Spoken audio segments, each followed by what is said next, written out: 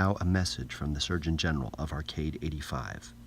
Greetings, citizens of Arcade85 and other places. Today's message: helmets, head trauma, and American football. We begin with a motorcycle helmet, a helmet designed to protect the head of a motorcycle rider.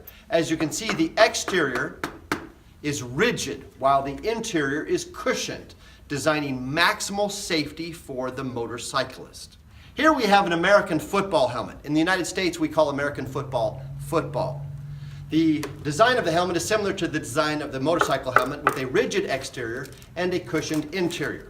Meanwhile, these two activities are very different. Namely, in the case of the motorcycle accident, we worry about the head of the motorcyclist, but we don't worry about trauma caused by the helmet to other items in the environment. We don't worry if this hits a tree or if this scrapes up the asphalt on the highway. We don't worry about anything else, just the rider's head in the case of this helmet.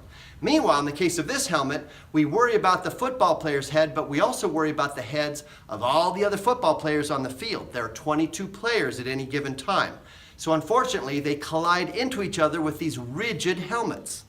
Head-to-head trauma is a real problem in football. As you can see, these are not professional helmets, but instead these are worn by youth in youth leagues. Unfortunately, in the United States and throughout the world, we have head-to-head trauma happening, and the trauma is made worse by the rigid nature of the exteriors of these helmets. We also have rigid shoulder pads designed with rigidity on the outside and cushioned on the inside to protect the shoulder of the player, but without regard to the other players on the field.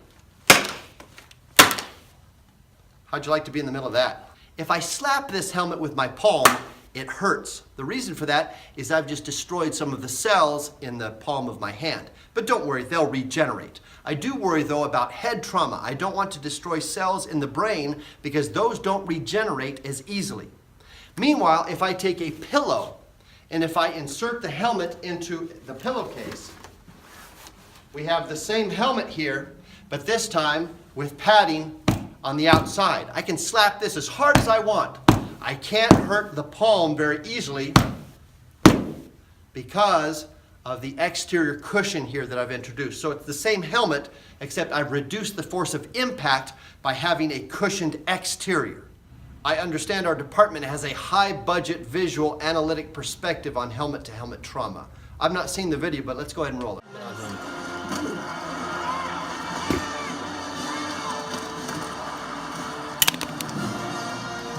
Larger, softer, safer helmets have been developed, but they're not popular yet, and so football fields are still loaded with rigid helmets, rigid shoulder pads, and plenty of medical problems, including head trauma. Here at Arcade85, we encourage the football industry to continue to pursue safer helmets and equipment for athletes. Have a pleasant day, enjoy your arcade games, and stay healthy.